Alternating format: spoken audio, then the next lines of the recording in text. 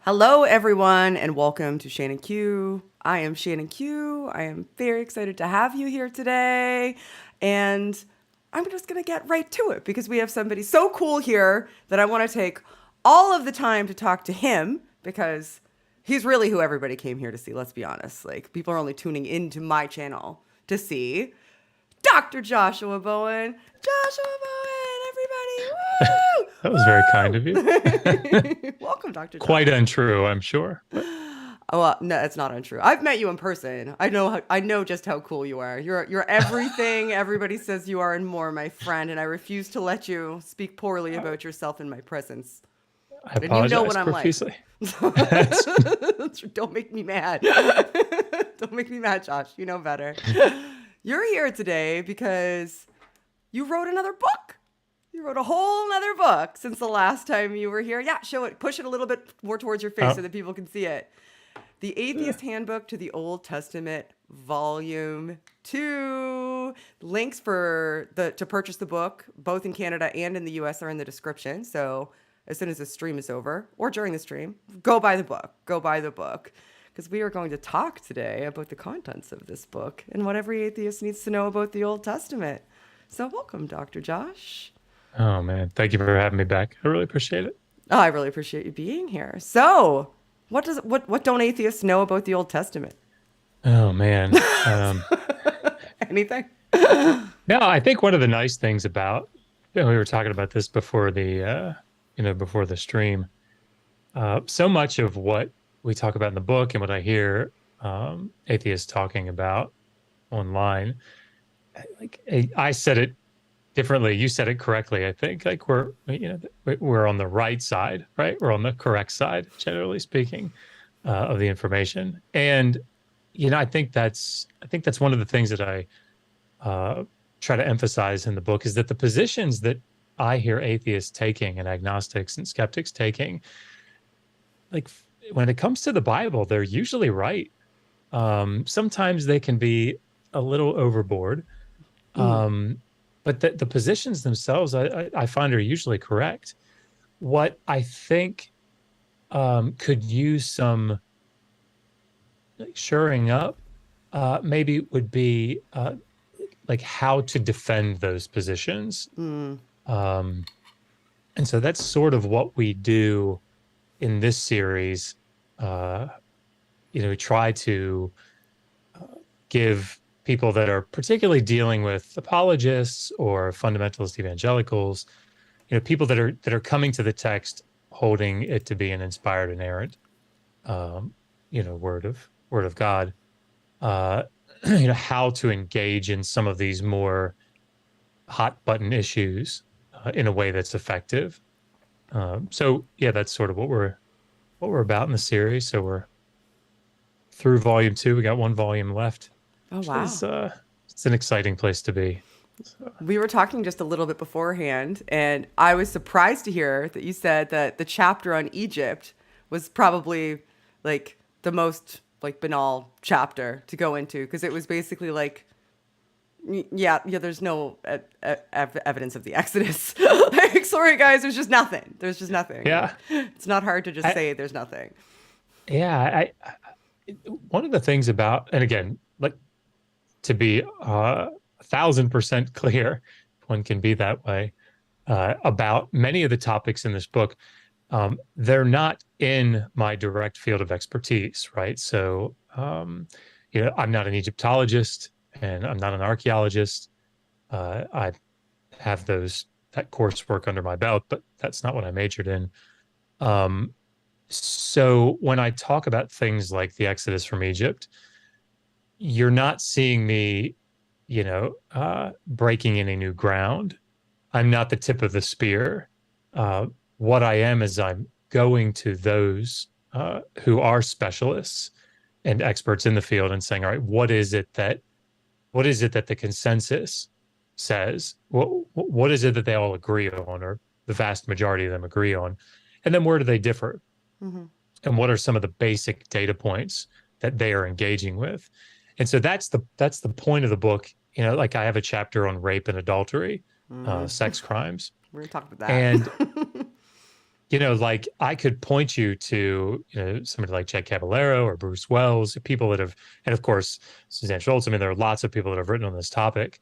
But, what I'm doing is I'm pulling from them. So, for example, I took the whole manuscript, but specifically that chapter on rape and adultery, and sent it to Jay, who's down at University of Texas, Austin, and he's getting ready to finish his PhD, but he's writing his dissertation on that topic. Mm-hmm. So I said, Jay, rip it to shreds, man. What am I getting wrong here? And he had some really useful feedback. So, anyway, with the Exodus, then, like, what we can talk about, and that's really what it's about, is Exodus, history, myth. What can we say? That's a phrase that comes up over and over again. Like, what is it that we can actually say about this? And there's not a ton. Right? We have some early prophets, some 8th century prophets that mention the Exodus several times. We have some early Hebrew, so like archaic biblical Hebrew from the book of Exodus, and some from the book of Numbers that, maybe you could, that talk about the Exodus, sort of, that you could kind of push back to maybe the 11th century BCE. We have the Merneptah Stela, which is the first mention of the nation of Israel, or at least the nation is, that's not a good way, a people group called Israel that dates to like 1207, 1208 BCE. But I mean, like, outside of that, there's not a lot. So the work that people that argue for like the general historicity, or even the more precise historicity of the biblical account, people like James Hoffmeyer, for example, or Kenneth Kitchen, they're arguing from the position of, I mean, James Hoffmeyer says it this way: if the stage upon which the events are played out is like, has verisimilitude, right? Looks legit, is legit, then that lends credibility to the narrative. And I disagree, and most scholars seem to disagree with the idea of general historicity of the Exodus narrative as presented in the biblical texts. So that's the sort of thing that we go through. But again, at the end of it, it was sort of like, we have, like, do we have Canaanites that were captured and taken down to Egypt? Yes. Do we have slaves escaping from Egypt to Canaan? Yes. So there are all these things that we do have, but the problem is that they don't occur at one time, right? They're Also, tell me spread more out. about that. So, like, we do have, like, so in the Bible, like in the Old Testament, it places these events all in a similar time frame or an identical time frame, but and the only evidence that we see of them is across large spans of time independently. Is that what you're saying? Yeah, it's sort of like this. If you were to, because you mentioned this earlier, I think it's actually a good example. If you were to watch Spider-Man, and as he's swinging through the streets or something, you have a crane operator, you have a hot dog stand with a hot dog salesperson down there. You would say, like, well, I mean, this fits New York, right? They've got those building cranes like that. They've got those hot dog stands on there. Look, there's an actual place, a restaurant there. That's real, Yeah. But that's what writers do, right? That's what people that write text do. If they're trying to lend credibility and trying to make it seem, or it be believed that it is historically reliable in that sense, they're going to use a stage. They're going to set a stage that has verisimilitude, right? That seems legitimate. And there are problems with that, even with that idea. So somebody like Israel Finkelstein has written pretty extensively on this. Also William Deaver, and lots of people, William Propp. And again, there's a pretty extensive bibliography in the book. I cite a lot of people. But one of the things that we see is that the components to the story, many of the components, like, they're real things. Again, like, We have Egyptian papyri that talk about, and again, it's not my field of expertise, but like we have Egyptian Need a papyri shirt that that talk says about. that. I tell you, um, but talk about slaves running away and being chased, and it seems like the route that they take in the text, the route that they take out, seems to match at least broadly what we see in the Exodus narrative. So we do have like slaves, but it's two, right? It's not. Yeah, it's not, an entire people group. And this is one of the things that I think probably for me the most interesting part was tackling Exodus 12:37, which is that verse that talks about 600,000 fighting men Mm-hmm. left Egypt. And when scholars take into account women and children, they talk about 2 to 3 million people. Well, I mean, scholars have recognized that that's a problem for some time now because more recent archaeological excavations and just what we know historically speaking. I think that the rough estimate for the entire population of Egypt in the New Kingdom is 3 million. That's Right. the whole of Egypt. So to have 2.5 to 3 million people just leaving the Nile Delta, doesn't work. And they recognize that, right? So somebody like James Hoffmeyer, Kenneth Kitchen would say, yeah, we recognize that. So there must be something wrong with the way that we're translating the word thousand. Oh, it always comes down to that. Right? It's translation error. So that was, for me, that's sort of more my bread and butter, right? Getting into That something was going with to be my next question for you is you always say it's not my area of expertise. It's not my area of expertise. Not my area of expertise. When you were writing this book, what aspects of it that interacted with your area of expertise were you the most excited about? ooh, probably the plagiarism chapter. Okay. Um, Well, why because don't in you a tell lot, everybody what your area of expertise is, just in case they're not familiar oh, with you? okay. Yeah. And then Um, we'll talk plagiarism. so I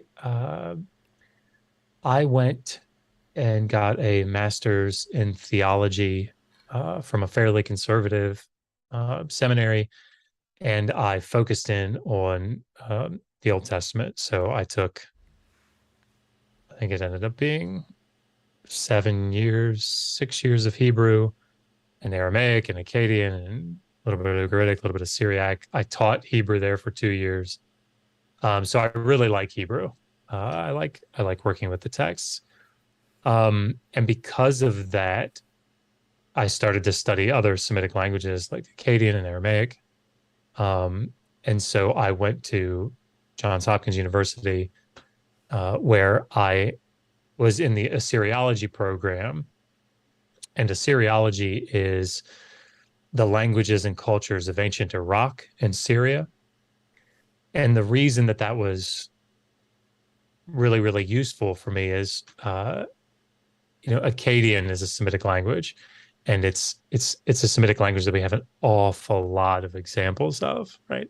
A lot of texts like extant that are in Akkadian, and so uh, people that study the Hebrew Bible generally will study Akkadian as well from a linguistic standpoint, but also from just understanding the wider ancient Near East. So I ended up focusing in on Akkadian and Sumerian. And then I minored in Hebrew Bible while I was there just because of my background in it. So I am like an ancient Near Eastern scholar. I took a lot of archaeology courses. I dug at a site in Syria before the Civil War called Mara. I am not an archaeologist, and Pat Lowinger will tell me that. He told me that today, actually.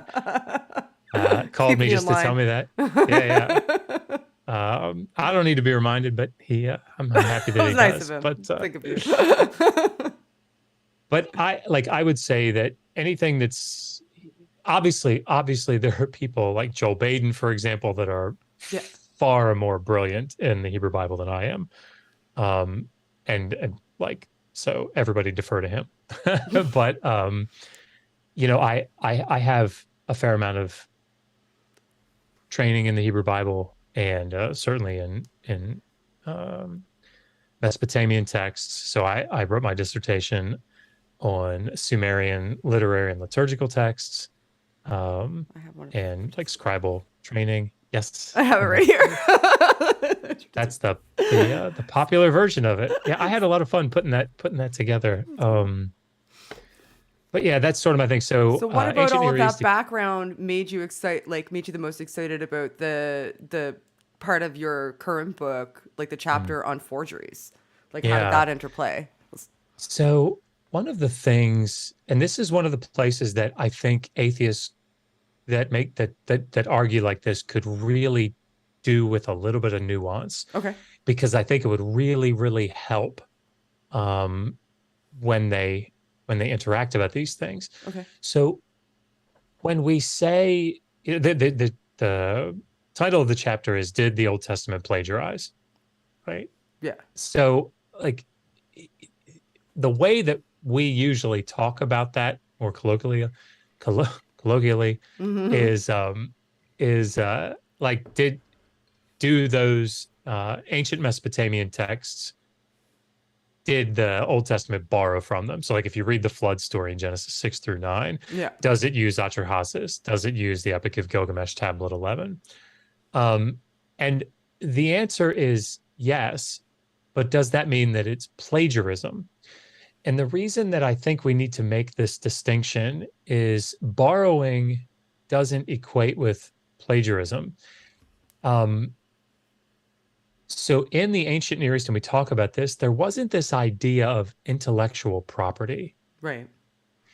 And even today, there are obviously lots of places where intellectual property is a huge, huge deal. But there are other places where it's not quite as important. Um, for example, and I give this example in the book, if anybody's ever given like a public prayer, back in your evangelical days, if you were asked to speak or to give an invocation at an event, or even like to pray at Thanksgiving dinner, if you're like me, you probably, if you knew ahead of time, you would like take a couple notes, a little rough outline. What do I want to say? Yeah. Or even script it. And you probably remember that you had these little catchphrases that found their way into every prayer that you ever prayed. So if it was ever for a meal, I would always say at the end, bless this food to the nourishment of our bodies. May we serve you with the strength we gain from it. Okay. I didn't come up with that shit on my own, right? I took out from Borrowed somebody it. else, right? Yeah. Yeah. But is that plagiarism?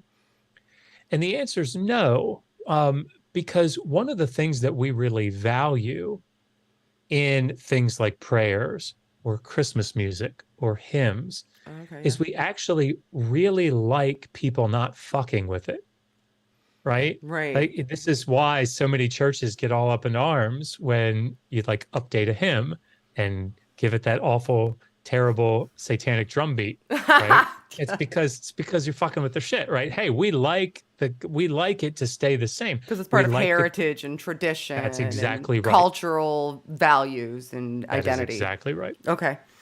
So the same thing in a sense is true in the ancient Near East in the literature. Um, it, so another example, another modern example that I always use is Eminem. Mm-hmm. And I've heard. if you've ever heard the song, the one that I always use is "I Love." No, "Remind Me" is the title. "I love you because you remind me of me." Mm-hmm. But it has Joan Jett and "I Love Rock and Roll." Like he has it very strategically, uh, mixed in. Now, of course, and yeah, I'm sure he had to get permission to do that and everything. But is he plagiarizing? No, right? What he's doing is he's reworking it for a new purpose, Right. right? That's what he's doing is he's reworking it to make something new. Um, and so that's the sort of thing that we see happening throughout the ancient Near East. And we see it in Akkadian and Sumerian literature. And so I talk about that. I give some examples, particularly of Akkadian literature, where there's direct borrowing and reworking of an older story, an older myth for a new purpose. What's one Uh, example? Am I allowed to have is that too many yeah, of spoilers for your course. book? Can I have an No, no, example? that's fine. Yeah. So there is a story from the second millennium called the Anzu myth. And the Anzu was this like big, ferocious bird-like deity. And Anzu was placed in charge of protecting this main deity, whose name is Enlil, and he was to guard the cella of the god. And Enlil had this thing. It was a tablet. It was called the Tablet of Destinies, and it's a pretty cool name. And essentially, it allowed whoever wielded it to control nature, essentially. Okay. So to like control reality. And so Anzu is protecting the god Enlil, who has the Tablet of Destinies. And one day, while Enlil is taking a bath, he takes his Tablet of Destinies, puts it on his chair, and Anzu says, fuck it. He goes in, takes it, and flies off into the mountains. And this throws the divine world into complete disarray. And so the gods try to find a deity, another god, to go out and fight Anzu to get the Tablet of Destinies back. Okay. And they ultimately convince this god Ninurta, who is a warrior god, to go out. And so he goes out there and the two of them fight. And it's like this even struggle. Nobody can get the upper hand. And Ninurta has a bow and arrow, and he draws back to fire an arrow. And Anzu, holding the Tablet of Destiny, says, arrow, go back to your thicket. And so the arrow turns around and flies away, right? Because he controls reality. Oh, I want one of those. I'm telling you, right? I need one of those in my life. It's just mowing the lawn with it, right? You know, but anyway, so Ninurta can't beat Anzu. And so he sends word back to the wisdom sort of trickster deity named Ea. And he says, Ea, give me some help. What can I do? How can I win? And Ea comes up with a plan. Fight with him until the Anzu gets so tired that he lowers his wings. And when he lowers his wings, take a sword and cut the pinions off, like the longer feathers, off of his wings. Now I know which this is an allegory. I'm with you now. Okay. So he needs those pinions. So he'll take the Tablet of Destinies and call the feathers back to himself. Okay. When he does that, fire an arrow, and the fletching on the arrow, made of feathers, will bring the arrow to him and kill him. Right. So he tricks him. Yeah. Tricks him to win. Okay. Why did I tell you all of that? So one of the lines that you see in that story is go kill wicked Anzu and let the wind blow his feathers back to the temple of Enlil to declare your victory over him. I promise there's a reason I told you that. Okay. Okay. So that's the story of Anzu. It's a really popular story. It's very well known. Fast forward to, in particular, in the first millennium, there's a text, but it's probably a late second millennium text called the Enuma Elish. Have you ever heard of the Enuma Elish? Yes. Okay. So the Enuma Elish comes up all the time in biblical discussions because of its influence on particularly the book of Genesis. The Enuma Elish is a story about the god Marduk and his rise to be the preeminent one, supreme over all the other deities. How did it happen? Well, there's a goddess named Tiamat, and Tiamat has this plan to kill the other deities, and she creates a cohort, and his name is Kingu, and gives him the Tablet of Destinies. So now Tiamat and Kingu in control of the Tablet of Destinies, are on one side, and they're threatening to kill all the other deities. So all the other deities, they get really, really scared, and they try to send people out to fight, just like it happened in the Anzu myth. But nobody wants to go. Everybody's too afraid. Marduk volunteers to go out and fight. And when he goes out, when he approaches, Tiamat, and Kingu. If you remember from the Anzu myth, the person with the Tablet of Destinies is like this unconquerable foe, right? You can't beat him.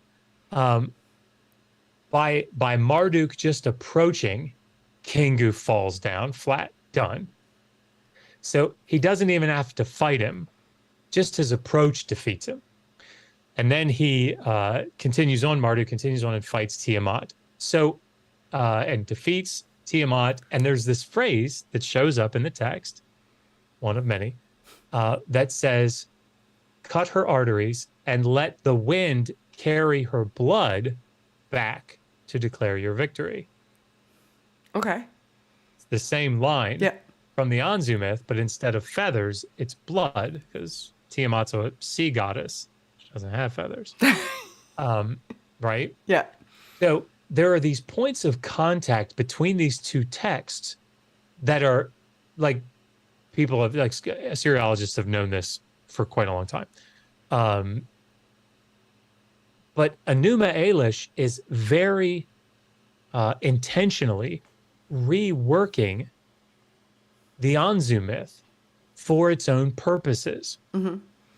And the thing that it's doing is it's trying to say Marduk is Ninurta, the hero from the Anzu myth. Only stronger. Marduk is better. Yeah, he's Ninurta 2.0. Right? Kick Ninurta's ass.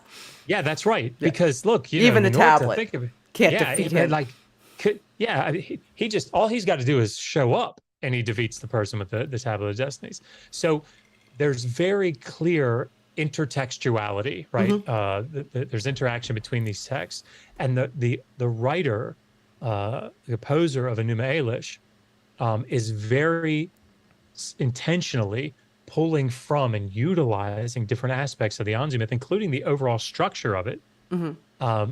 But to make Marduk the new Ninurta. That's the sort of thing that's happening, sometimes much more subtly. Mm-hmm. But that's the sort of thing that's happening in the Hebrew Bible. Okay. So what I do in the plagiarism chapter is I look at Genesis 1 through 11 in particular, and I say, okay, where are the points of contact here? And what does it mean for a text to borrow something? What does it mean for it to depend on something? One of the things that I think, and I think we've all been guilty of this if we've made this argument, is to try to say that the Old Testament stole these stories, and that it's just like a ripoff. Right. They didn't have any originality is sort of the idea that comes across. They're just like wholesale pulling. That's not what's happening. The writers of the Hebrew Bible, particularly the authors, the different sources there in Genesis, brilliant in the way they put these stories together. And one of the examples that I give, and then we can talk about something else, but this is why I get so excited about it, because there's all this Assyriological and Hebrew Bible interplay. One of the things that you see in the flood narratives from Mesopotamia, which is where the Old Testament got its flood narrative, mm-hmm. is the god Enlil, that same god. He's the one that sends the flood to destroy mankind. And he's actually called like capricious and having done an evil act, an evil thing in sending the flood. In other words, he's the bad guy. Right. And there's this other god, Ea, the trickster, the wisdom sort of deity. He's the one that saves humanity. So he goes and tells the Noah character, Utanapishtim, hey, build a boat, right? Storms are coming. Yeah. Save your family, save yourselves. But Enlil, the god that sends the storm, it's bad. He's a bad guy. Well, think about how Genesis 6 opens, right? You have the idea about like the Nephilim and all this stuff, but then it says that mankind had become only, like, every thought of the imaginations of their hearts were only wicked continually. Yeah. Who's the bad guy? It's not Yahweh. Yeah. It's us, right? Humans are the bad guy. In the Atrahasis, the flood narratives in Mesopotamia, the people are like, they're just doing what they're supposed to be doing. They're just making too much noise, and Enlil can't sleep, Right. right? Not so in the biblical account. Like God, like Yahweh is, oh, he's broken for what he has to do, but he has to do it. So this is polemicizing, right? This is utilizing, but turning it on its head. There's a lot of polemics that seem to appear in Genesis 1 through 11. And I talk about some of it, but I could talk about more of No, it if you want. no, that's interesting to me because one thing that stood out in my mind, because I always think about like the psychology of it, and I find myself like I have this sort of like vestigial Christianity, like that, because you can't just completely unlearn the way that you Yeah. think about and approach things, right? So when you were talking about the two previous gods, like not the Christian God, when we were talking about the other two, I could see Mhm. the clear interplay. I had no issue with it. I was like, well, obviously you can see where they're, kind of like reimagining this story and borrowing aspects of it, but like creating something new as the culture evolves. That's something that you would anticipate. But when it comes to seeing the same sort of like transition from one religion within a society towards Christianity, it's almost as though I have a different sort of requirement for epistemic Yep. justification Yep. in order to be able to see that clear transition, even though it's right in front of me.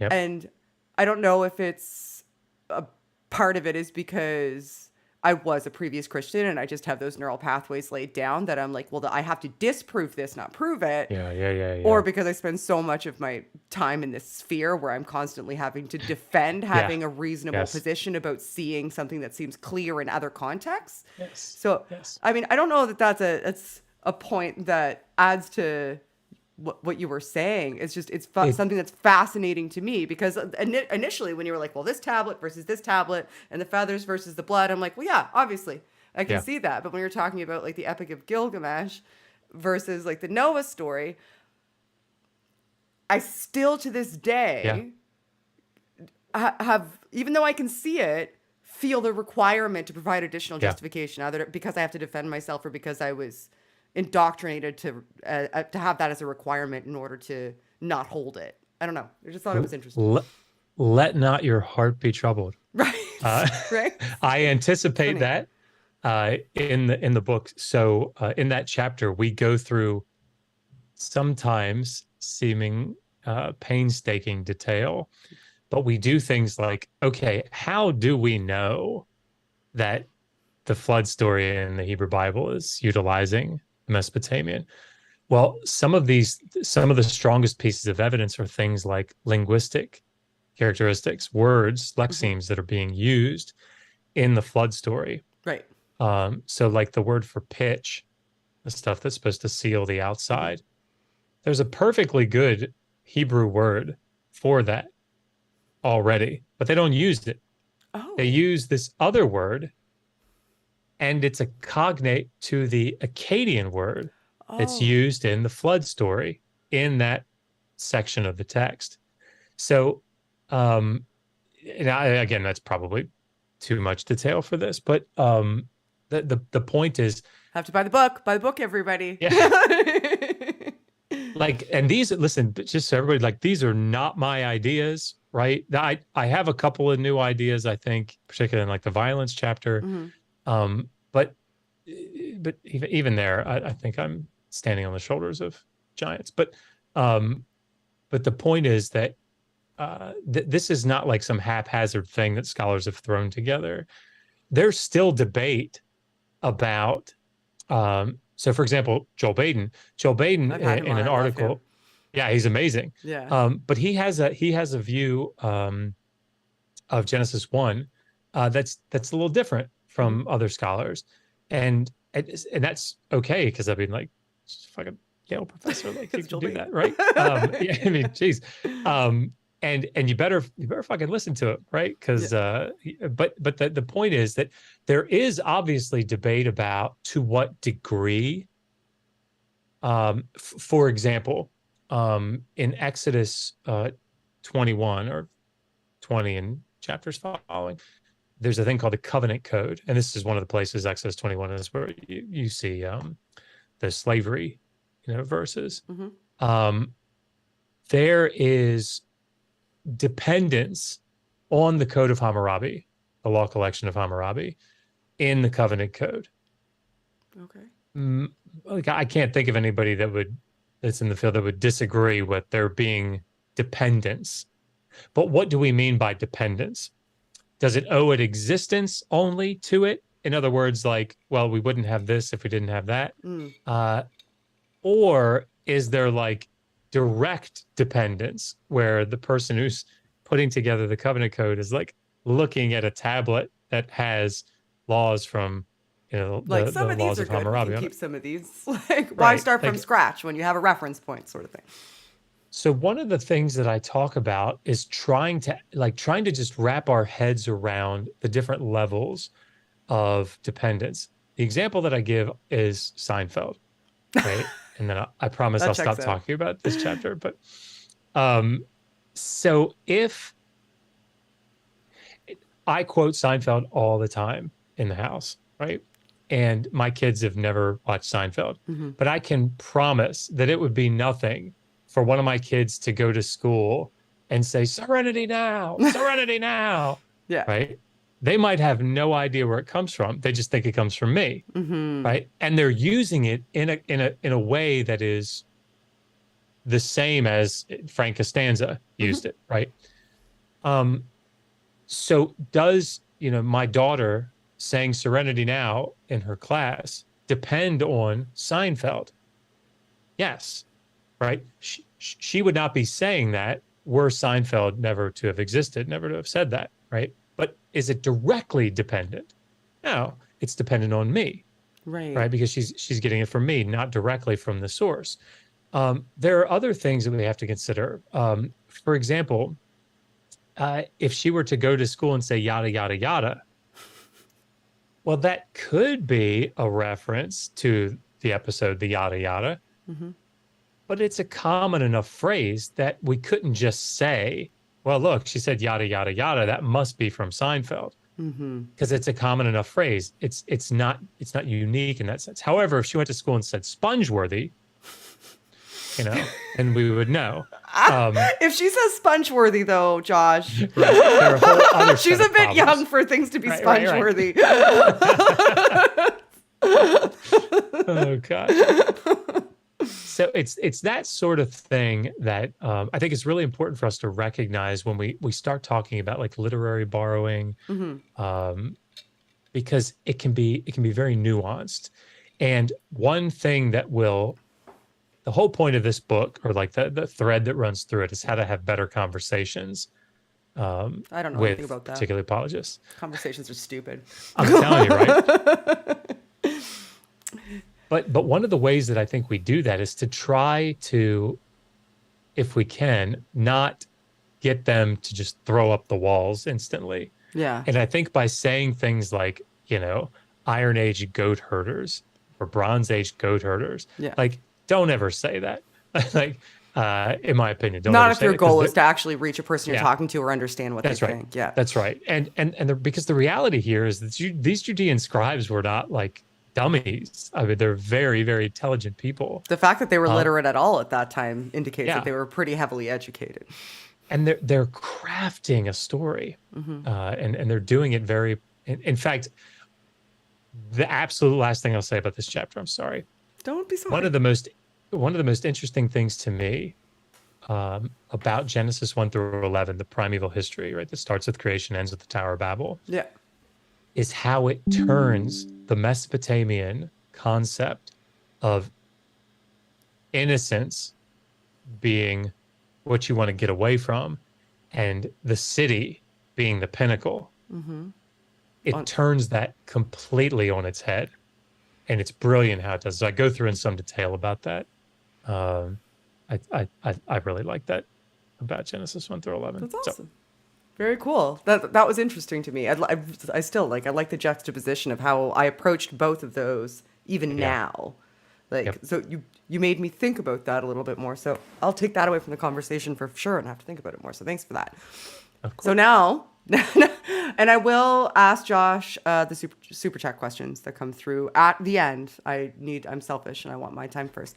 So let's talk about like rape and stuff. So it's a good transition, right? Smooth transition. I'm fantastic. Nice. I'm great at this. So before we went on live, people who don't know you should know that you spend a great deal of time and also wrote a book about slavery in the Bible and spend a lot of time dealing with apologists, professional and casual, recreational apologists who have apologetics for slavery in the Bible. And you spend a lot of time dealing with that. I spend a lot of time dealing with, because, I've got a personal investment in it and I still see it today, misogyny and purity culture and the sexual ethic of the Bible, specifically as it pertains to women. So I don't know if you can say I'm excited about a chapter on rape, but I do want to talk about it because I think that it has explicit, like, contemporary cultural relevance, and more people should be familiar with it and understand, especially as Christians, how the presence of it in the Bible influences the overall trajectory of Christian culture. Yes. So absolutely. I would love to. But I don't know where to start because there's just so much. We could start at the laws. We could start. Where do you think is a great jumping off point? Like, I don't even know how you would have begun to approach this. So I think the way that I thought about this chapter is very similar to the way that I thought about the slavery chapter in the first volume. Okay. And that is, when you hear apologists talking about slavery, the thing that they say is the Bible got it right, like it's so much better, right? It's Yahweh's working it out, condescending to the people, but making laws that are so beneficial to the slaves, and you can't do these things to the slaves. It's just really progressive, right? I really cared about the slaves. Super good of him. Yeah. It's false, but that's right. Correct. But this is the same sort of thing that I see happening with something like rape. Yeah. So I was talking to John, GE, and he's getting ready to do some work in the Numbers 31 chapter, and that's I won't spoil anything or whatever. But if you know Numbers 31 is the passage that most discussions about sexual slavery will end up there, right? And for good reason. Because Numbers 31 is this passage about killing all the men and the male children and the women that have slept with a man but saving alive the very likely prepubescent virgin girls. Why? Right? So I won't say anything more about that because I don't want to step on John's toes. But this sort of thing about the treatment of women, I hear it so often. The Old Testament elevates women, elevates women, elevates women. Right? That's what I say to that. Because it's just not the case. My estimation is it seems that we're property for the most part. Yeah. That's how we're valued at the very least is as property. Like I think that's a very useful way to think about it. So things like consent, it's anachronistic, right? Yeah. Women don't really have consent. There is an aspect of what we would call consent that they have, but it's never, and I'll explain it. it's never to say, get them something beneficial because they didn't give their consent, right? It's to, the most that it can do is free them from penalty. Let me explain what I'm saying. I'll do this a different way. There isn't this idea of, hey, Mary, would you like to marry me? Right? That's not the thing, right? That's not how this works. People always like to cite, Rebecca, when servant goes and, like the thing that she consents to is not to marry him, to marry Isaac. Instead, it's, do you want to go now before we have our proper wedding feasts, or do you want to wait and go in 10 days or whatever it was? It's not, do you want to marry him? It's like, that's already happening. Yeah, that's not it. Like, sorry. And so when you read passages like Exodus 21, 7 through 11, it talks about the female slave, the daughter that's sold as a female slave. There's no consent. Dad's not asking her if she wants to do this. That's not a thing. So what the reason that I bring all of that up is because I hear this apologetic so often that the Hebrew Bible is really moving things forward for women. All I wanted to do was look at the ancient Near Eastern law collections and look at what they say, what the laws were concerning the treatment of women when it came to adultery and rape. What were the laws that appeared in these law collections? And then take that to the Hebrew Bible, to its law collections, and say, okay, how are they the same? How are they different? Is there substantial progress that is made in these texts? Oh, that's an interesting approach. Yeah, I like that. Because you hear so often, oh, the Bible was just groundbreaking, the Old Testament for women's rights. They built all these laws that weren't there before, and people would have just been clubbing them over the head and dragging them by their hair, and that's all there would have been. And I mean, like, but if you're comparing it to older cultures, and you see they're allegorical.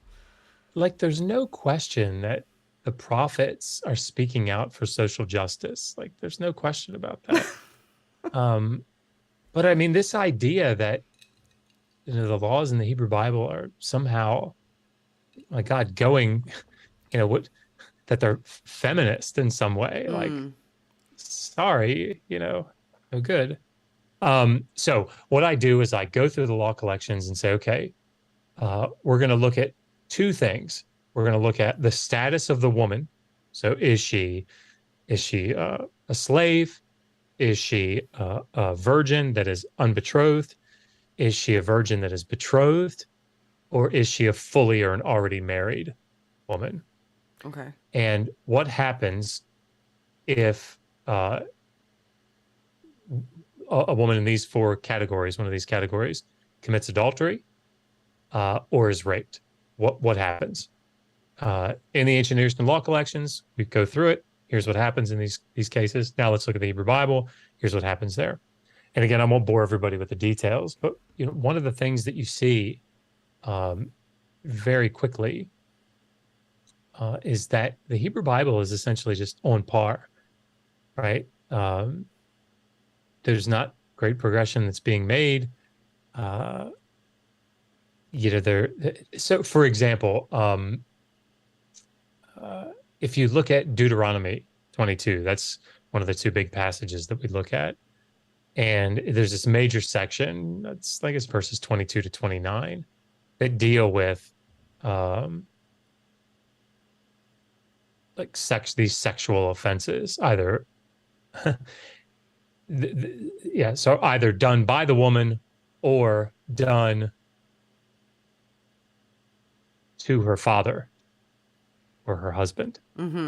And I said that very strategically because the crime is not being committed against the woman. The crime is being committed against the man that holds the rights to her sexuality. That's who the crime is being committed against. So who can commit adultery, for example, in the ancient Near East and in the Hebrew Bible? Well, a man or a woman could commit adultery. But the only time that a man is committing adultery is if he is committing adultery with a married woman. Oh. So, in other words, if a married man goes off and sleeps with a prostitute, No right, penalty. that's not adultery. That's not what that is. Because the transgression's against her husband. That's exactly right. Who a prostitute like fits a separate category there. So this is why you see payments being made to the father, right? Or the husband is able to make the decision about. And again, this isn't just in the Hebrew Bible, right? This is in the ancient Near East, the wider ancient Near East. So like they get to decide certain aspects of the penalty. So one of the big passages that I deal with that always comes up, at least in the discussions that I see, is Deuteronomy 22, 28 to 29. And it's where it's gone through and talked about adultery, talked about rape of a married woman. And then it says, if a man finds an unbetrothed virgin in the field, right out on the steppe or whatever, and seizes her and lies with her and they are found, then the penalty is got to pay a fine to the father, right? Equivalent to, probably equivalent to, excuse me, the bride price. It's 50 shekels of silver. And he can never divorce her all his days. What must it be like to be that woman? My God. So you could just rape women to lay claim to them, essentially. You could just. I mean, like this. If you got 50 shekels. Yeah, I mean, this is what's so, I think, problematic about this idea. So of the taking this verse and trying to do apologetics with it, because what they do, the main thing that I hear is to take. I emphasize the word seized, or to seize. The reason that I did that is because the word that's used there in the Hebrew, they'll make arguments that, well, it doesn't actually mean to like seize and force. It means to like embrace, right? So it's not rape. He's like embracing her and she's probably embracing him back, right? They're in love or whatever. Like this is consensual. Then why sex. does there need to be a law around it then? If it's consent, well, like yeah, I mean, it's the problem, the major problem with this argument, and I go through it in the book in, again, sort of painstaking detail, is that word exclusively means to seize, to like restrain. In other words, kings will use this term in the imperative. If somebody's like breaking the law, they'll say, seize him. So it's not a polysemous word. Like it's not a word that you can use in a different context and it's the exact same word and it has an entirely different meaning. No, not entirely different. Like the word is tafas. Mm-hmm. You can tafas a woman, seize her, or you can tafas a man, a person, and you're arresting them essentially. Mm-hmm. You're stopping them in their tracks. You're holding them. They can't do what they want to do. Yes. You can also tafas a sword. Okay. Seize it and wield it. You can tafas an instrument, so you like grab it, right? And again, it's restricting of the movement. That's the underlying point lexicographically. So it's to physically take control of something with your hands. Yes, that's exactly right. Okay. So like there's no question, certainly in my mind, I can only think of two scholars that would make an argument that it doesn't necessarily mean rape. And I think again, utilizing my own my Well, it would be research. But interesting then, that they would choose to use that word where it's got a very clear definition, where I'm sure there is a word that is comparable to embrace that yeah, they could have used in that context had they actually meant that. yes, yeah, and so I mean, it's it's one of these things that the majority of scholars on this topic will say, yes, this means to seize and to rape. Um, but there are a few that said it doesn't necessarily have to mean that, and I show why I disagree and why these other scholars Hmm. disagree with it. So, um, but it's that's sort of the upshot, is that when it comes to adultery, when it comes to rape, the Hebrew Bible is not this, you know, forward thinking, very progressive set of texts when it comes to this topic. And one of the things that I do, and again, it's this, I'm not unique to me, this sort of pointing these sorts of things out, but there's an evangelical scholar by the name of Daniel Block who wrote an amazing 2-volume commentary on the book of Ezekiel that I cite in volume 1 all the time. He's a brilliant scholar. But that doesn't mean that your commitments, theological commitments, don't sometimes shine through. Yeah. And he has an excursus in the book of Ezekiel, chapter 16, which talks about um, like the cheating spouse that is Israel, and how Yahweh deals with her infidelity. It's very violent, Yeah. very violent what's done. Now, you know, they'll apologize as a metaphor. The problem is that the metaphor works, right? There's a Yeah. reason that it works. And so Daniel Block, in his excursus, and I have the quote obviously in the book, but I'll paraphrase it. He's essentially saying, look, anytime we're going to look at God's violence towards women, or the Hebrew Bible's, the Old Testament's violence against women, we always have to start by looking first at it through the lens of God's grace. That. Do we though? No, I don't think so. And I write this in the book. Like, do we tell abuse victims, hey, didn't your husband buy you that really nice jewelry? Didn't he take you on that trip to Maui? It's one of the problems I Like, I have mean, with apologetics around the Bible when it comes to things like love is that it completely recouches the concept of love as transactional, and that transaction mhm, requires adherence to somebody who you are, subservient to, and that is the concept of love. That is the highest concept of love. That is yeah, the aspirational concept of love. Is somebody who is essentially holding you kind of like hostage, right? Like yeah, there are yeah, consequences for not loving them, not just period, but in the appropriate way. And that seems kind of like what you're talking about yeah. right now. I wanted to see if I could pull up this quote. Uh, Because if that is the lens through which you view love, and that is the way that you see healthy love, then you are yes, going to be at a high risk of being in exceptionally toxic relationships, not just, marital or, yeah. boyfriend, girlfriend, boyfriend, boyfriend, girlfriend, girlfriend type of relationships, but just relationships in general. Let me, if I could, I'm just going to read the last paragraph of this, the chapter on Sure. adultery and rape. Please do. So, in his commentary on this passage on Ezekiel 16, Locke provides a brief excursus where he seeks to defend this passage and the violent and misogynistic metaphor it utilizes. I find one section particularly disturbing, and as we close this chapter, I would like the reader to simply take it in and sit with it for a few minutes before going on to the next chapter. Christian apologists, please do better. Here's the quote.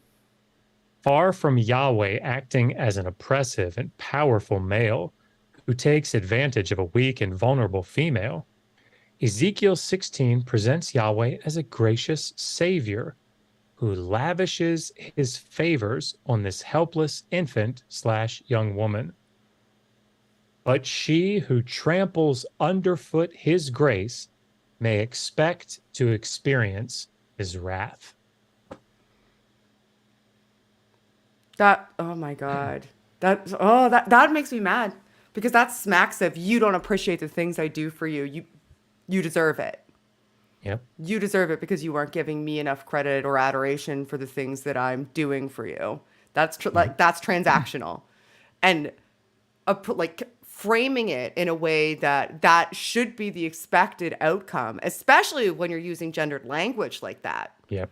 Like male, female gendered language is so dangerous. So like, I wish more people that wrote about this, and I hate to say men, but it's almost always men that are writing like this, could see the lens through which this is being viewed and the impact that it has on people who are reading it and thinking to themselves, yeah, this is the highest degree of love. And if I am manifesting my intentions in a similar way, that is godlike. Yeah. That's reprehensible as far as I'm concerned. It's negligent. Yeah. Yeah, I agree. So thank you for pointing it out in your book. Everybody go buy Josh's book. See how good it is? We don't have any super chats. I'm assuming that's because we're so interesting that people couldn't be bothered to type out super chats. So if anybody wants to at me to ask questions, you can, or send a super chat. I still have more things that I want to talk to you about before I let you go. So if they come through, I will ask them. I promise I will ask them. But I want to talk. I still want to talk about rape for a second. Okay. I believe that's a sentence I never thought I'd say. Yeah. I want to talk about some of the other laws. Like, I don't know how much you go into it, but I've always been kind of intrigued by just how extensively they do go into, like, just even the circumstances in which a woman can or cannot be punished. And I never understood, do you know what I'm talking about when I say, you know, if you find her and she's screaming, then, you know, she's not really not to be punished. You know, you can just have her, I guess. You just buy her for 50 shekels. But if she's not screaming, then I guess that means that she must have liked it. So you can go ahead and kill her. Yes. Because I'm assuming that's because that means that she's transgressed against her father in that scenario. Or her husband. It depends on her status. But yeah, I mean, and this is the problem. This sort of litmus test is one that is also in the wider ancient Near East. So the rationale being that if she's out in the field, you know, away from people, right? It's assumed that if she's being raped that she would scream, so you can't really use that as but if she's in the city, somebody's going to hear that shit, you know? And so this is why when, like, you read the story of Tamar and Amnon, where the half-brother rapes her, and she goes out and, like, tears her like virgin, you know, garment, whatever, and puts ashes on her head and cries out. Very well may be, because that's what you have to do if you've actually been raped. Because if you read, like, these other ancient Near Eastern law collections, if the woman doesn't immediately cry out when she leaves the house where she's been raped, it's going to be assumed that she consented to it. So the laws require... Be assumed. Like, maybe she's not far enough away from the person who just brutally physically assaulted her that she feels safe, or maybe she's confused, or maybe she's in shock. I mean, if anybody's watched Law and Order Special Victims Unit, I mean, like, you know, right? Like, it's just, you don't always cry out, my God. No. Jesus. I mean, you want to survive. So, yes, I mean, these are, again, they're on par with what you see in the rest of the ancient Near East. So if the woman doesn't cry out, but she's in the city, it's going to be assumed, right, that she consented. So that's where consent comes in, right? Consent only gets you in trouble. Right? Oh, that's an interesting point. Consent only gets you in trouble, because you don't get to consent to be married either. That gets chosen for you. That's right. So there just is no... consent, as we know, just isn't a concept that they would even had available to them. Yeah. And so what they do they'll ask questions like, okay, did the woman actively put up a fight? And again, these are ancient Near Eastern laws. But to actively struggle against the person, right? If they don't do that, then it's considered that they went along with it, right? So this is a law that predates the Bible, like the ancient Near Eastern laws that you're referencing. Like, were they like contemporary to, or do they predate? Yeah. So some of them are contemporaneous. Most of them are older. Okay. So the earliest are Sumerian laws that are back at the end of the third millennium. But you do have like Middle Assyrian laws, which are the end of the second millennium. You have Neo-Babylonian laws, and those are in the first millennium. But most of the laws that I talk about in the book that deal with these, the ones that deal with these topics, come from like the second millennium. Okay. So they're like 1,000 years older. Oh wow. And they're not significantly like worse, like, or even different. Like they're Yeah, I mean, I guess the problem, and this is, people get themselves in trouble, I think. I know I do. And I have to be, I've got to be very cautious with it, right? Because there are places, obviously, where some ancient Near Eastern law collections, when it comes to certain laws, are worse, right? Okay. And there are some places where the Hebrew Bible, the laws are worse. But we're judging that by today's context too, which is so funny because Yeah. that's like saying, well, this was a slightly better shitty thing than the previous Yes. really shitty thing. Yes. When really, if the biblical laws are like God's laws of how to be like perfectly moral, then you would think that there wouldn't be much change in the last 2 to 3,000 Yes. years. So that we wouldn't be able to go, that's objectively shit. Right, But that's right. worse shit. So Do you- these were at do you least remember- better. Do you remember Prophet Azad had a video? It's got to be a couple years ago now, but it's a cartoon that he did about I think it was several kids that got kidnapped and sold into slavery or something. Yes. And they're giving like a news conference, and like one of the parents says, well, I feel okay about it because they do give them that 1 day a week off. They get to rest on this, and they have to give them that. Yeah. So, I feel pretty good about that. But that's the apologetic, right? And so when I hear people like Mike Winger, for example, say things like, well, look, you couldn't beat them to death. Good for you. That's true. And it's like, wait, come on, like, even if, and I do not grant in any way that the laws in the Hebrew Bible were significantly better than the laws in the antebellum South, I don't grant that at all. I think they're actually quite similar. I write about that in the chapter on slavery in Volume 1. But even if it were the case that slavery in the Hebrew Bible were objectively better than the laws in the antebellum South, like, great. I mean, does that make it okay? I don't understand the rationale people are here. stabbing people now instead of shooting people. So, like, isn't that better? They have a better chance of surviving if I stab you. If I shoot you, you're almost definitely going to die. So is that not an improvement? I mean, look, he only murdered one person. He wasn't that Jeffrey Dahmer guy that murdered all. He just murdered one person. Right? Yeah. But then they'll say cultural context. And I have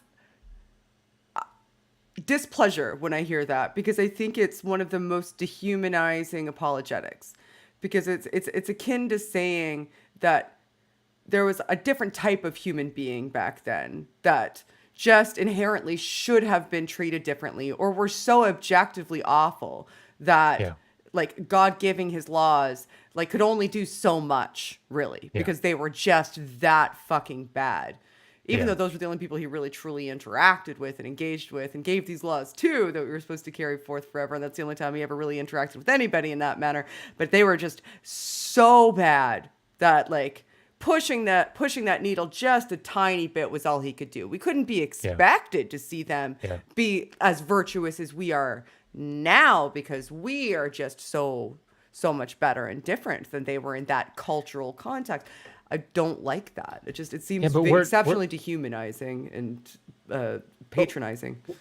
We're not though, right, Shannon? Because didn't he say recently that when it comes to purity and virginity, that we are slow as a culture? Don't tell me. Oh, yes, I saw that. I don't watch him because I don't hate myself. I was very I saw Megan tweet him. that, Yeah. and then I saw you retweet that. Yeah, and then very disappointing. I saw you. I hope he apologizes for saying that. I don't know if he will. He didn't really apologize for what he said. That he tends to double down, it seems, more so than anything, and say that other people are just overreacting, and just not own. In this day and age, I can't understand somebody using the R word in that context, especially when talking about mental capacities. Not understanding that that's inappropriate. Like, I think he did. Like, I think he did. If you saw his face after he said it, he's like, can I use that? I think that's the right word to use here. No, buddy. No, it's not ever the right word to use. No, it's not. It's just not. That word is loaded with so much back end context based on years of it being used as a pejorative in the context of mental health. That there's just no way a reasonable person, unless they're attempting to specifically be salacious, or it happens to slip out of their stupid mouth because they use it frequently and aren't called out on it and don't have to deal with the repercussions of it, which I think is probably more likely in this instance. I don't think it was malicious to get attention. I think it was more likely that he uses it probably day to day, and it just happened to slip out because it's part of his common vernacular. I mean, like, here's the thing. Like, I used to always refer to my jokes as lame. I used to say that all the time, and because I'd always tell dumb jokes. Right. And I was co-hosting with Skylar one time, and I said that in that self-deprecating way. And a woman wrote me an email and said, "You have to stop saying that. It's very offensive, very ableist." And I was mortified. And so I went on the next stream, and like Skylar and I both apologized publicly, and I haven't said it. Like, and so I guess the point is, like, Mike, use this as a lessons learned, right? Don't say that.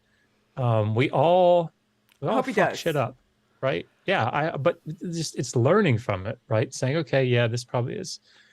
How people course correct tells you a lot more about who they are than their initial failure, right? Exactly. Like, because everybody can make mistakes. There should always be a road to redemption, I think, even in people that I just kind of don't generally like anyway, for a multitude of reasons. I'm less forgiving than some people. But I still think that there should be a road to being able to be like, okay, I did screw up. I own that. I will be better going forward. That tells you a lot more about who a person is than their initial fuck up, in my mind. Yeah, I agree. We went off topic, but I'm glad we did, because I almost forgot about that. Sometimes when I see things about my winger, I just go, yep, nope, nope, nope. We're good. We're good. I'm not going to yell today. I promised myself I wasn't going to roam around the house screaming about something today. We're just going to avoid that. We do have super chats now. One of them is from some cute guy named Paulogia. He looks like a big muscly cartoon. He says, generally, is there a way that a layperson can determine or verify what the consensus of scholarship opinion is on any given academic topic? That's a really good question, actually. That is. And that it's almost like he's smart. So I would say one of the good ways that you can do something like that is there's a whole series of Oxford handbooks. And I think normally what you see in these Oxford handbooks, and it's actually sort of the model that I was using when I put these together, is it's bringing together, like, yeah, we have a Oxford Handbook of Cuneiform Culture, so it's like an Assyriology sort of Oxford Handbook, and it's just a whole bunch of introductory articles on different aspects of culture or law or literature or whatever. And in those articles, in that like basic sort of reference introductory manual, it's that they're trying to do is say, all right, look, what does everybody agree on? Right. That's generally how those things seem to go. So those are really good resources. Things like in the Bible, for example, if you pick up, it's a little dated now, it's 92, 93, but it's still a brilliant resource. The Anchor Bible Dictionary, it's a 6-volume series. And they have updated like Oxford Encyclopedia of the Bible and Law. I think there's one that's Oxford Encyclopedia of Biblical Archaeology. So any of those types of works that are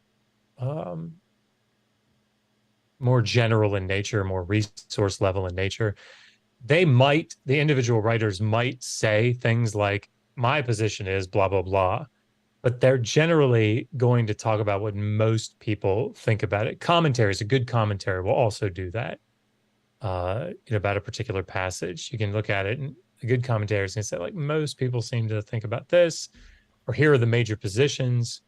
So that's one way to do it, but it's not easy all the time to do that. So one of the things for the topics that I talk about is I try to cite a lot of those kinds of sources in the footnotes and the bibliography. So that's those types of books can also sort of do that thing. Thank you, Dr. Josh. That was a good answer. All right. So we have another one. Thanks, Joshua Dunford. Although I am a Christian, I love the work and honesty Josh shows. I think it is important for the Christian community to admit the Bible is flawed. That is great, Josh. Other Josh? I mean, so one of the things that I had a lot of people read this book. It went through, for a popular level book, it went through pretty good peer review. And I had a lot of different kinds of people, like different, obviously specialists and things like the Exodus and the Conquest, or, archaeological stuff. But I also had people that I was just very intelligent, non-specialists, right? That I just wanted their opinions on things. And one of the things that I think surprised some of them, and I hope maybe surprises other people that read it now, is that I actually don't try to come down very hard on Christianity. Like, Megan's a Christian. Yeah. Right. Because that's not who this book is about.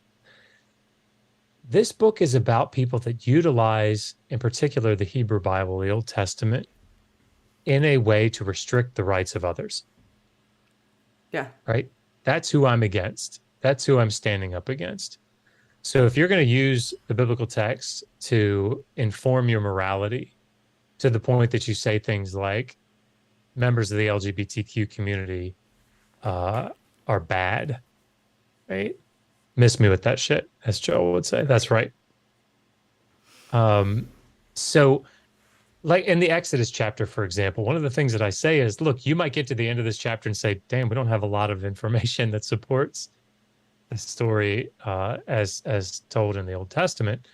And you might say, well, I'm no longer going to be a believer, I'm no longer going to be a Christian. I said, I don't think you have to do that. Right now, something similar did that for me, but it was because it made me take a step back and look at the data a little more objectively instead of through my evangelical fundamentalist lens. But I don't think it means that you have to leave your faith.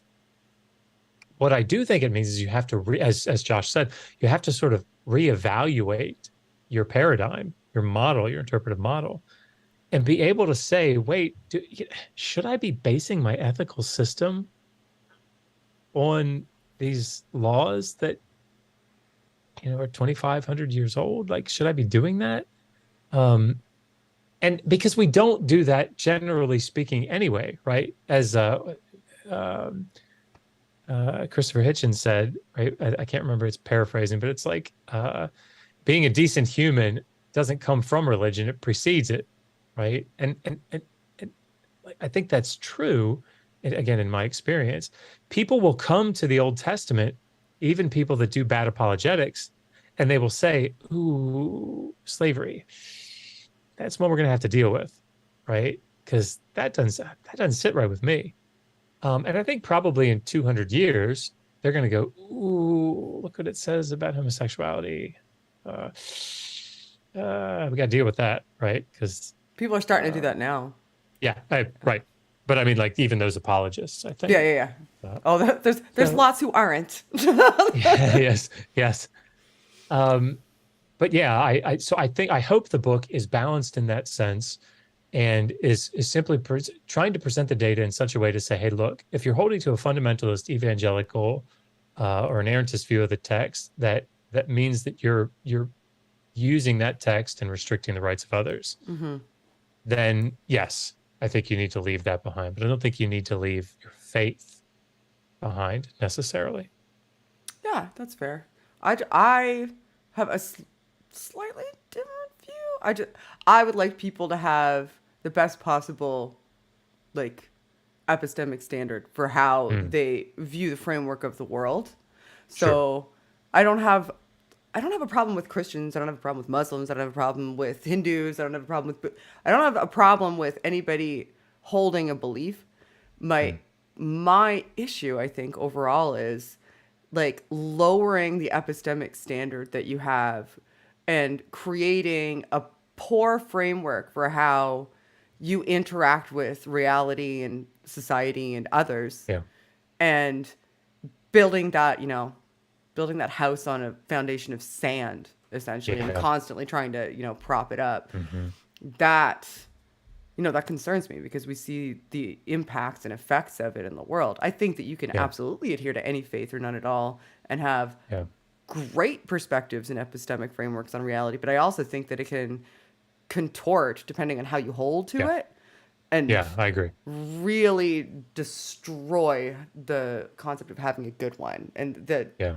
the emotional impact that it has, like how it connects so strongly to your individual identity and your cultural identity and your social Hmm. identity, forces you to want to adhere to it more. So much so to the point that it's ingrained in you so much that even when you and I were having that conversation earlier, I Yep. felt inherently, innately in me, even though I am an atheist, that I Yep. required a higher level of justification Yep. to see the connections between the ancient Near East literature and the Bible than to see it when Yep. we were just doing the outsider test of faith and we were doing it between the other two. And I Yep. don't believe it, but that's still Yeah. in me. So like that tells me that there is something there that's powerful Yeah. and has an impact on how we view things. And I don't know that that's good, right? Yeah. Yeah. I agree. One of the examples I gave this when I was talking to John, I said it. So sorry, I'm going to repeat myself, but I think it fits here. Um, there is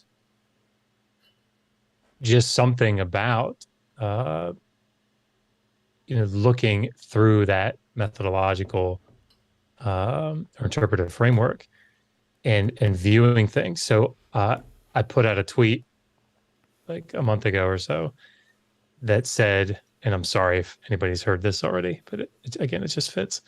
Um, that said, a man went into a place of worship and, uh, in a suicide act, brought down the building, killing 3,000 worshipers.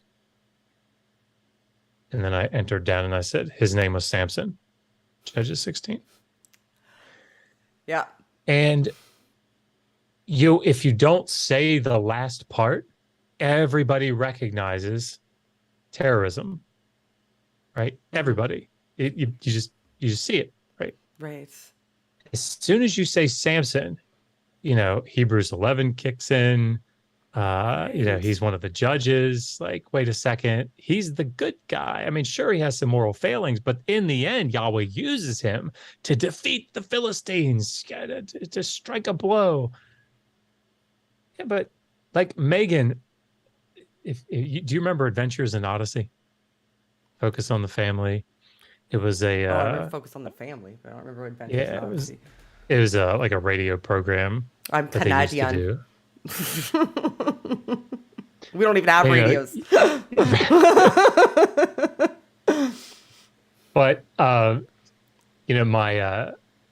9-year-old, I made I think now the mistake of letting her listen to them because a lot of them are just sort of benign, whatever. But um, and they brought back good memories from my childhood.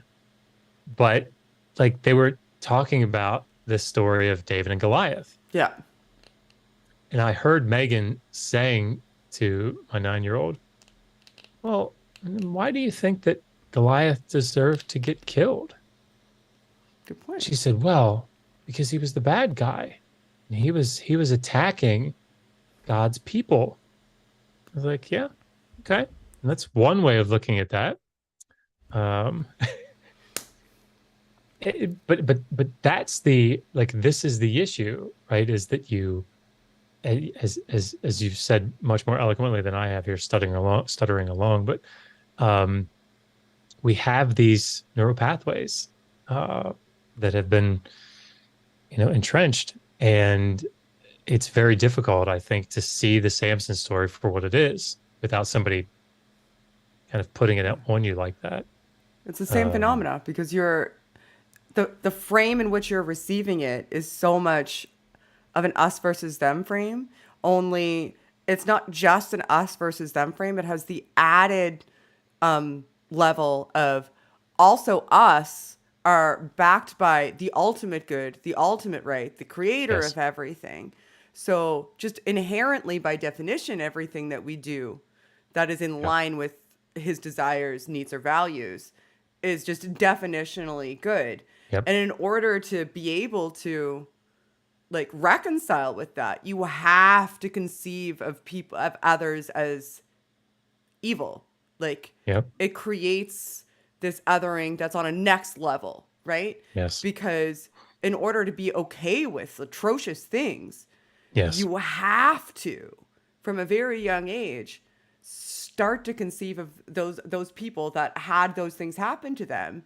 You have to see that as justified because they are inherently evil and you are Yep. inherently good. Yep. It's I think it depends, and I know we're getting off topic here, but I find it interesting. Like it depends on the level of that you have as well too, right? Like I think that there are people that can absolutely sort of transcend that. Hmm. Or they just, weren't entrenched or indoctrinated in the same fashion that Yeah. maybe I was or you was or other people currently are into this system. But the fact of the matter is that like it still does happen. It does happen as a result of that and demonstrably so. So I would rather kind of rile against it as a general concept rather Hmm. than constantly be concerned without saying, okay, well, not everybody, not everybody, not everybody, because could Right. be anyone, Yeah. right? Yeah. So the fight against indoctrination is too important. So we have Yeah. one last super chat, and it is from Vibrantly Brantley. Why don't you always get guests as great as Josh? Well, I mean, I had Joel Badden on. I guess that puts you on a level above Joel Badden. So does that? How does that feel? Well, I How mean, does that feel? It wasn't that long ago as we either. were talking about yesterday, right? Now I'm a Yale professor now, right? Because Oh my God, we have a common enemy. Although I don't really think of him as an enemy, but he does not like me. no, He does not like me. yeah. Ugh. Well, I heard I you, mean, man. I'll take it. I felt like I had to publicly apologize because I think I tweeted something like, "Just to be clear, everyone, uh, you know, Professor Joel Baden has worked exceptionally hard to get where he is as a Yale professor. They don't just let anybody in there. I am not one."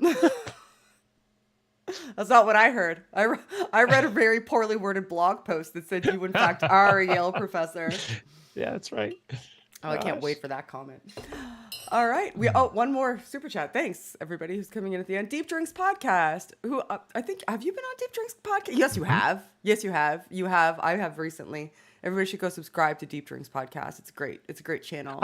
I've heard that he's quite the freestyle rapper. That's what I've heard. You haven't seen that video? No. You need to. It's on the Atheist Tang, the Atheist Network Group's Oh, channel, did he go on there and do a freestyle? and he did a freestyle rap against Oz. It was brilliant, brilliant. I say. I bet. I bet. I got you. I got you, David. I got you. And Deep Drinks podcast says religion is beautiful until you think it's true. That's an interesting. Hmm. Yeah, and it depends on how much you think it's true, though. Too, I think. I will say this, like one of the things that I am a big advocate of um, is a reader response theory of interpretation. Okay. Like that sort of Sunday school thing that, if you were an evangelical or a fundamentalist, she always railed against it. The whole, somebody sitting in a Sunday school and they read a verse and they say, now they go around and say, now, how did that make you feel? And what did you think about that? We always like, no, what is the original context? And what is the historical grammatical? Reader response theory is actually really, really useful, I think. And I would much prefer everybody to do that because, like, when you go look at a painting or you listen to a song, it doesn't really matter at a fundamental level what that painter intended by it. It's what it says to you, right? And what that song says to you. And so I think that what that does is that allows us to maintain, if everybody did that, I think it would allow us to maintain our own morality, our own ethical system. That's a good point. And not be swayed by, oh my gosh, this really happened and this was really handed down by God and so now we have to do it. No, it's just like because you could read something like the Conquest account and you could say, man, look, I killed all the people at Hatzor. But that tells me that I need to like slay my bad habits. I need to conquer them. And like God can help me do that, Right. And then you won't think about killing people. Right. Yeah. I think that there's a good point there because especially if you start at a young age, it teaches you that you're able to have your own perspective on something without there being repercussions for it. Yeah. Right? Like you're able to feel a certain kind of way. You're able to question it. You're able to contextualize it yourself without feeling as though that is now othering you or you're at risk of your eternal life. It allows you that opportunity. But so many of us weren't really afforded that opportunity. It was essentially functionally rote memorization. Yeah. That like nobody reads Little Red Riding Hood and worries about, the historical grammatical hermeneutic, right? Nobody reads the Epic of Gilgamesh and like they don't have a problem saying, well, what like principles can I take from the Epic of Gilgamesh? Well, should I like go have sex with, a prostitute for 7 days? And like, should I do? Nah, that's probably not the moral that I want to glean from. And you could, but that might not be the one, right? Because people aren't approaching that with the presupposition that it's true. That is exactly right. That is exactly right. Which is the most important part. And we are over time now. I could talk to you for hours. So thank you for coming. I appreciate it. Thank you for having me. As I said, if you are from Canada, there's a Canadian link in the description. If you're from Merca, then there's an American link in the description. It does not come with a gun. I'm sorry, they wouldn't let me do that in Canada. My understanding is that it's the standard in America that all books come with guns. Yeah. We have different restrictions here. I don't know what to tell you. This is a Canadian show. I'm sorry. Josh, tell everybody before we leave, and thank you for coming, who you are and where they can find you. Yeah, we're at Digital Hammurabi, Hammurabi. Megan runs the YouTube channel and does an amazing job with it. And she actually takes all of the books that I write and makes them readable, right? She goes through them and says, what are you even saying here? She's brilliant and does a really great job on the channel. So I will be going on Heathen Queens, I think, or on her YouTube channel. I think it's on the 17th, but she has put together a panel with Egyptologist Kara Cooney, biblical scholar Mark Lucher, if you're on Twitter, you probably know who both those people are. I'll be there, sort of like to cheerlead, maybe. But we're going to talk about the Exodus, and it Awesome. should be a good time. Everyone should subscribe to her everywhere. TikTok, YouTube, everywhere. She gets all the good scholars on. And you. That was very well said. I think that was precise. That's great. Well, I thank you so much for coming. All of your links are in the description, and I appreciate you being here. And anybody who is still here looking at the screen, thank you so much for watching. Thank you for staying with us till the end. If you'd like to support the channel, there's links in the description. I'm not good at promoting it, so I mean, if you want to, you can go find them. They're down there. There's Patreon and stuff. And we really appreciate you guys tuning in today. As always, everyone, help elevate the discourse.